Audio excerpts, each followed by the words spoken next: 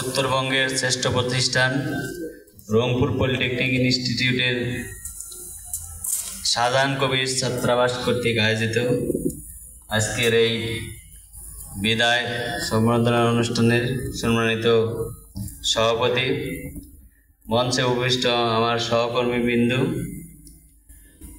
ও বিদায়ী ছাত্র ও বর্তমান হলে অবস্থানরত ছাত্রবৃন্দ, সবাইকে অত্র প্রতিষ্ঠানের পক্ষ থেকে, প্রতিষ্ঠান প্রদানের পক্ষ থেকে আমার আন্তরিক মোবারকবাদ জানাচ্ছি। আলহামদুলিল্লাহ, আমরা দীর্ঘ 4 বছর এখানে অবস্থান করার পর আজকে তোমাদেরকে এই হল থেকে, প্রতিষ্ঠানের হল থেকে যে বিদায় দেওয়া হচ্ছে, এরকম বিদায় আসলে ছাত্র জীবনে আসলে হলে থাকার প্রয়োজনীয়তা আছে। জীবনকে পরিপূর্ণ করতে হলে হোস্টেলে বা হলে অবস্থান করলে অনেক কিছুই জীবনের যে অন্যদের থেকে অনেকটা নিজেকে আলাদা করা যায়। আমি আমার স্টুডেন্ট লাইফে, বিশেষ করে ইঞ্জিনিয়ারিং লাইফে আমি 4 বছরই হলে অবস্থান করছিলাম। তোমরা যারা হলে অবস্থান করছো, এখন আজ হল থেকে বিদায় নিয়ে যাচ্ছ। আসলে আমি এই প্রতিষ্ঠানে এসেছি প্রায় 4 মাস প্লাস।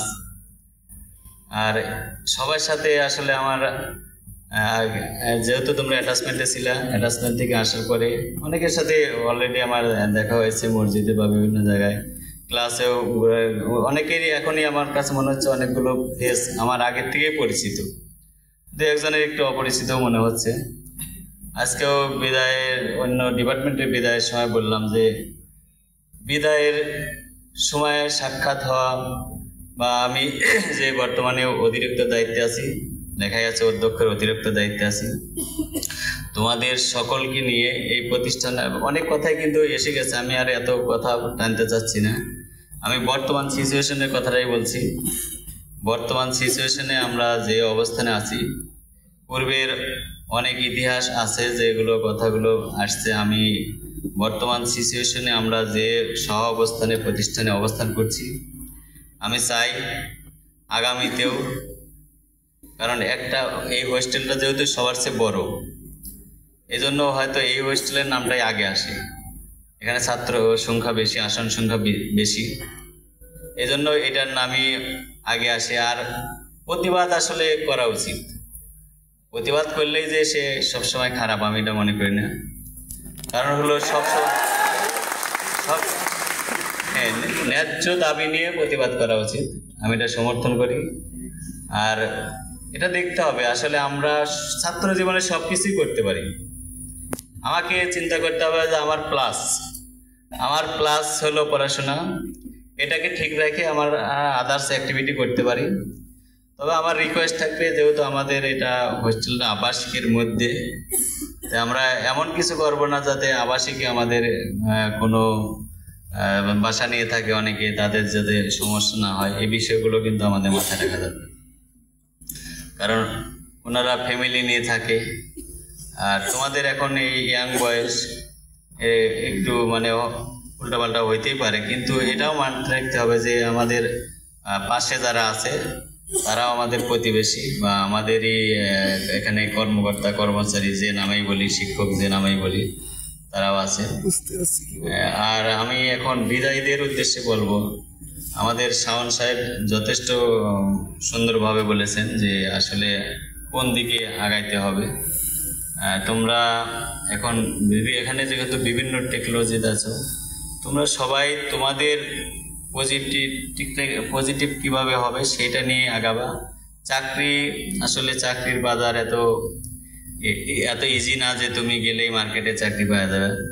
চাকরি তোমাকে খুঁজতে হবে, যখনই যেটা পাবে চাকরি আসলে প্রথমে শুরু করতে হবে যারা চাকরি করতে চাও। আর যারা পড়াশোনা, অবশ্যই আমার একটা ভাগ্নে আছে, আমার আপন ভাগ্নে পাবনা থেকে পাস করছে, বেশ ভালো জিপিএ পাইছে।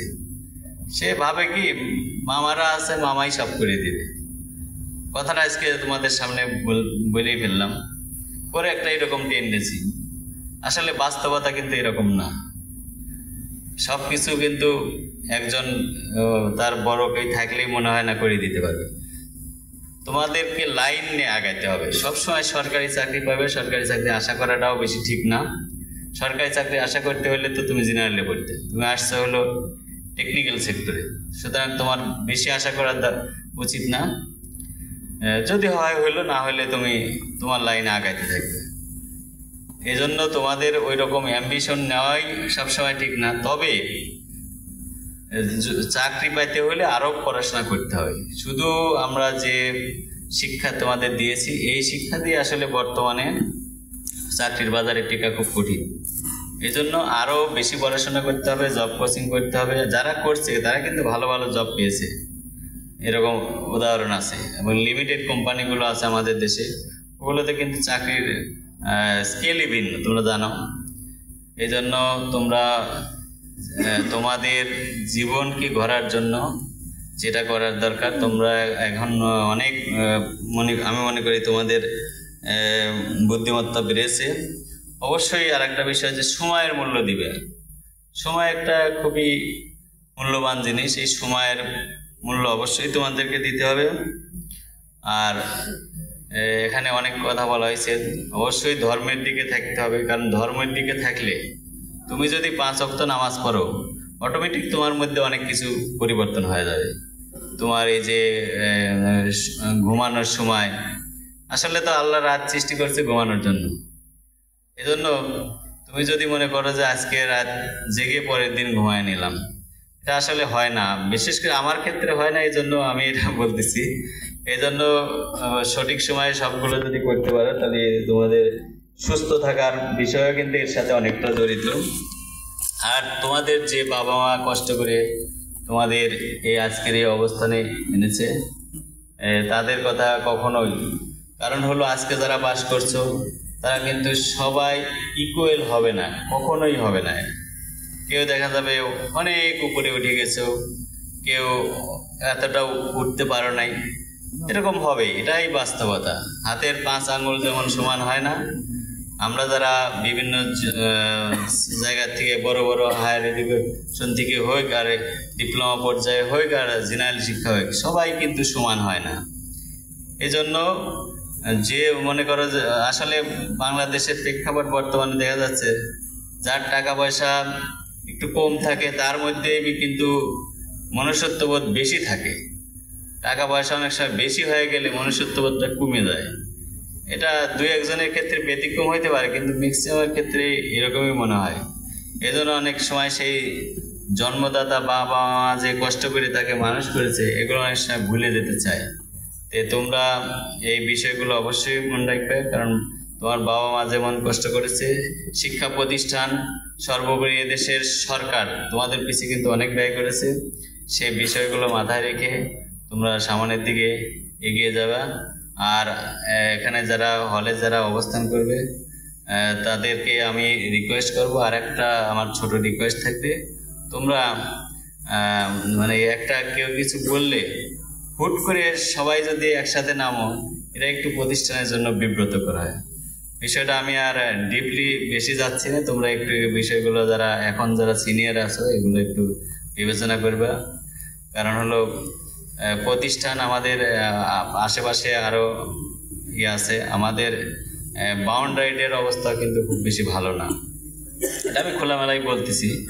কারণ হলো আমরা এমন কিছু করবো না যাতে করে কারো বা কোনো স্বার্থন্বেষী মহল এই সুযোগটা নেয়।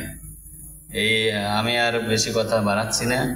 এই হল কর্তৃপক্ষকে এবং তোমরা যারা আয়োজক সবাইকে আমার পক্ষ থেকে ধন্যবাদ জ্ঞাপন করে আমি আমার কথা শেষ করছি। আল্লাহ হাফেজ। আসসালামু আলাইকুম ওয়া রাহমাতুল্লাহ।